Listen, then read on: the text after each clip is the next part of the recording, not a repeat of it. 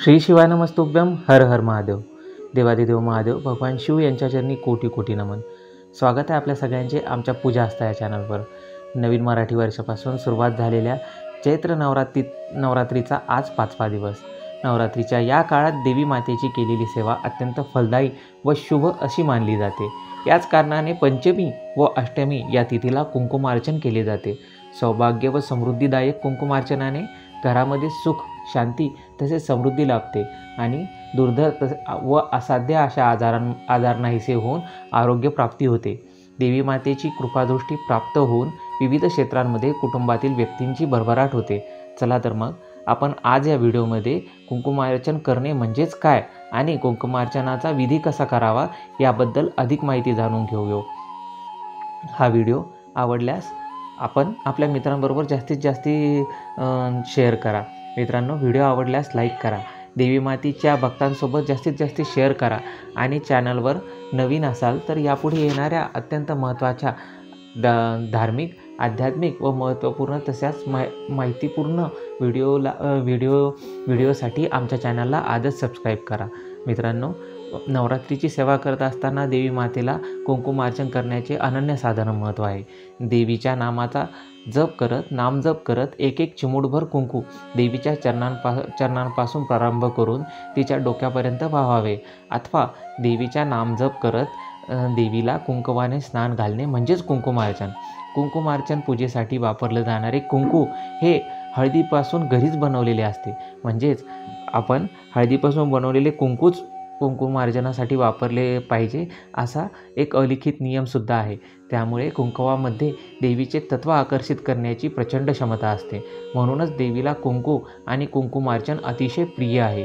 कुंकुमार्चन पूजेद्वारे देवीची कृपा प्राप्त झाल्याशिवाय शीघ्रतेने कृपा प्राप्त झाल्याशिवाय राहतच नाही. कुंकुमार्चन करण्यासाठी पौर्णिमा, अमावस्या, गुरुपुष्यामृत योग, लक्ष्मीपूजन, मंगळवार, शुक्रवार अशा विविध दिवसांची निवड करण्यात येते किंवा आपण निवड आपल्या हेतू पुरस्कार करावी. तसेच घरात जर नवीन देवीची मूर्ती आणली असेल तर सुरुवातीला एकदा कुंकुमार्चन जरूर करावे. त्यानंतरच देवीचे ते मूर्ती स्थापनेचे सोपस्कार करावेत आणि देवीला यामुळे मूर्तीतील देवत्व जागी करण्याची ही एक विधीसुद्धा आहे. या कारणाने सर्वप्रथम कुंकुमार्चन करावे.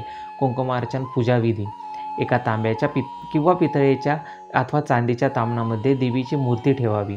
या ठिकाणी मूर्ती जर नसेल तर आपण देवीचा टाक, कुलदेवीचा टाक जो असतो तो सुद्धा ठेवू शकतो किंवा लक्ष्मी मातेचे चांदीचे नाणेसुद्धा ठेवू शकतो. माता अन्नपूर्णा, दुर्गादेवी, महालक्ष्मी यापैकी कोणत्याही देवीची मूर्ती किंवा टाक किंवा नाणे असेल लक्ष्मी मातेचे तरी ते चालते. अथवा श्रीयंत्र किंवा प्रतिकात्मक वस्तू म्हणजेच सुपारी, यंत्र, ताम्रपट, सुवर्णपट पात्रात घेऊन शुचिर्भूत करून घ्यावे. त्यानंतर देवीचे आवाहन करून देवीचे पूजन करावे. लाल फुले, गुलाब किंवा इतर फुलांनी देवीची पूजा करावी. शक्य असल्यास त्या तामणामध्ये फुले ठेवून मूर्तीच्या सभोवताली ठेवून तामण सुशोभित करावे. त्या ठिकाणी धूपदीप लावावा व ओवाळावे. गाईच्या तुपाचा दिवा लावावा. शक्य असल्यास तिळाच्या तेलाचा सुद्धा दिवा लावावा. त्यानंतर देवीच्या कोणत्याही मंत्राचा जप अथवा देवीच्या सहस्रनामावलीचा किंवा अष्टोत्तर नामावलीचा मधील एका नामाचा जप करत अथवा देवीचा नामजप करत देवीच्या मूर्तीवर चिमूटभर कुंकू वाहत देवीला कुंकवाने आच्छादित करावे. या ठिकाणी मूर्ती, टाक किंवा फोटो काहीही चालेल. करंगळी व तर्जनीचा बोटाचा स्पर्श न करता मृगी मुद्रेने म्हणजेच केवळ अंगठा आणि अनामिका यांच्यामधील बोट यांनीच कुंकुम घेऊन देवीच्या चरणापासून मस्तकापर्यंत अर्पण करावे आणि यावेळी देवीच्या नामाचा निरंतर जप करत राहावा. अथवा आपण काहीजण केवळ देवीच्या चरणावरच कुंकू वाहतात तर काहीजण चरणांपासून सुरू करून मस्तकापर्यंत कुंकू वाहतात. यामध्ये वेगवेगळे प्रकार प्रचलित आहेत. दुसरा प्रकार अधिक प्रचलित असल्याकारणाने देवीच्या चरणापासून मस्तकापर्यंत कुंकू वाहिले जाते. मंत्रजप, नामजप किंवा नामावली पूर्ण झाल्याच्या नंतर देवीची आरती सुरू करून मनोभावे आरती म्हणावी आणि देवीचे नामस्मरण करावे. कुंकवामध्ये शक्तितत्व आकृष्ट करण्याची क्षमता असते. म्हणूनच देवीच्या मूर्तीला कुंकुमार्चन केल्यानंतर ती जागृत होते. त्यामध्ये देवत्व आलेले असते. जागृत मूर्तीमधील शक्तितत्व कुंकवात येते. त्यानंतर ते कुंकू आपण आपल्या कुटुंबियातील स्त्रियांना लावल्यानंतर त्यामधील देवीची शक्ती आपल्यात येते. अशा प्रकारे कुंकुमार्चन करून अर्पण केलेले कुंकू साठवलेले कुंकुम एका डबीत ठेवावे. अक्षय लक्ष्मी प्राप्तीसाठी तथा कार्यसिद्धीसाठी याच कुंकुवाची सहाय्यता होते. एखादे महत्त्वाचे कार्य, एखादे अडलेले कार्य करायला जाताना हे कुंकू लावून जावे. कुंकुमार्चन पूजेत देवीला आपण अर्पण केलेले कुंकू देवीचा प्रसाद म्हणून आप्तेष्टांना अर्पण करावे. हे कुंकू पुन्हा देवीच्या पूजेत वापरू नये. हे कुंकू रोज कपाळाला किंवा सिंदूर म्हणून आपण भांगामध्ये भरले तरीही चालेल, परंतु या कुंकवाचा अपभ्रंश होता कामा नये. मूळ कार्यरत शक्तितत्वाची निर्मिती ही लाल रंगाच्या प्रकाशातून झाली आहे. शक्तितत्वाचे दर्शक म्हणून देवीची पूजा कुंकवाने करतात.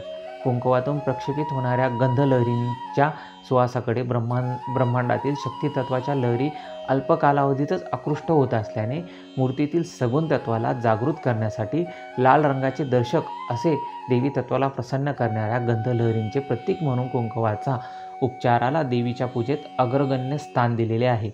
मूळ शक्तितत्वाच्या बीजाचा गंध हाही कुंकवातून दरवळणाऱ्या सुवासाशी साधर्म्य दर्शवणारा असल्याने देवीला जागृत करण्यासाठी कुंकवाचे प्रभावी माध्यम वापरले जाते.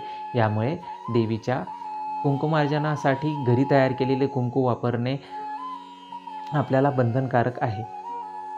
मित्रांनो, व्हिडिओ आवडल्यास नक्कीच लाईक करा आणि जास्तीत जास्त सबस्क्राईब करा.